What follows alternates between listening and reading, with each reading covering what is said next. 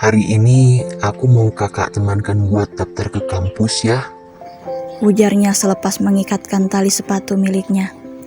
Aku nggak bisa, masih butuh istirahat untuk pemulihan. Nih, bawa uang pendaftarannya. Sambil kusodorkan beberapa lembar uang berwarna merah padanya. Jika kurang, sisanya nanti habis gajian.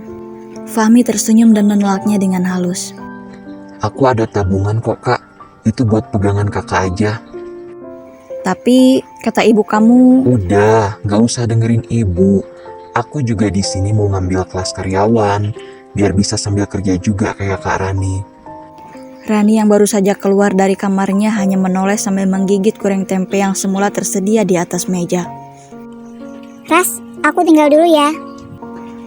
Ujar Rani. Aku juga pamit ya kak.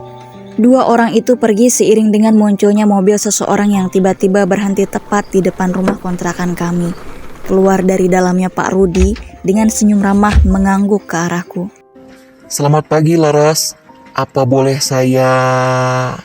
Silahkan. Sesaat aku ke dapur untuk sekadar memberinya minuman dan makanan ringan.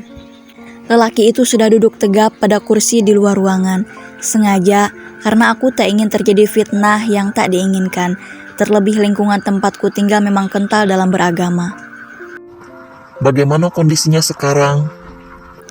Tanyanya setelah mereguk kopi yang kusuguhkan.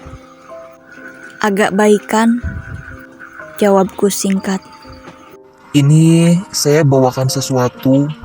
Dia menyodorkan sekotak coklat dengan pita merah menghiasi. Saya rasa mungkin kamu perlu ini untuk bisa lebih rileks.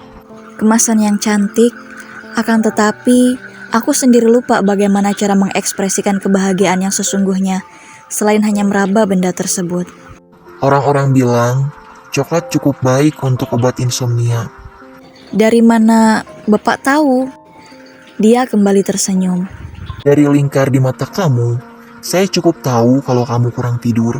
Sedangkan di pabrik sendiri, kamu tidak pernah ada lembur sampai larut malam kan? Tidak banyak yang kami bahas sampai akhirnya, ia lebih memilih untuk pamit pulang. Ini kali pertama aku melambaikan tangan pada orang lain selain Rani. Kendaraan itu semakin jauh, sedangkan aku baru tersadar jika tanganku masih pada posisi yang sama. Ada apa denganku? Sebuah kotak berhiaskan pita merah seakan tengah tersenyum padaku, sehingga kehadirannya berhasil menarik kedua sudut bibirku. Satu suapan manis telah ku coba, memang benar. Segala resah yang semula masih merongrong seakan berkurang sedikit demi sedikit. Akhirnya ku bawa pula benda itu ke dalam kamar untuk menikmatinya lebih banyak lagi. Ternyata seperti ini rasanya coklat. Rasanya manis dengan sedikit pahit. Dulu aku hanya dapat melihat teman-teman memakannya tanpa mampu menikmati. Padahal harganya waktu itu tidak terlalu mahal. Hanya sekitar 100 rupiah saja. Namun, jikapun aku memiliki uang 200 rupiah, aku akan lebih memilih membeli makanan yang lebih mengenyangkan meski terkesan jarang memiliki uang sejumlah itu jika bukan dari hasilku membantu pekerjaan di rumah Tante Daryati. Entah bagaimana kabar tante itu sekarang. Tanpa sadar, setengah dari kemasan coklat itu sudah masuk ke dalam perutku. Beberapa lembar kertas gold pembungkus sudah berserakan di lantai. Aku tersenyum sendiri, menikmati antara manis dan rasa coklat juga manis bayangan senyum lelaki pemberi makanan ini. Sesaat lamunanku pun tersadar dengan dering ponsel yang entah sejak kapan tertancap untuk mengisi daya. Ya? Selamat siang. Sapa seorang wanita di seberang sana. Ya? Siang? Ini dengan Ibu Sri Anggun Larasati? Betul, saya sendiri. Begini Bu, ini saya Suwarsi, kepala sekolah tempat Gibran sekolah yang sempat Ibu datangi tempo hari. Oh, iya. Bagaimana? Tanyaku antusias pada akhirnya.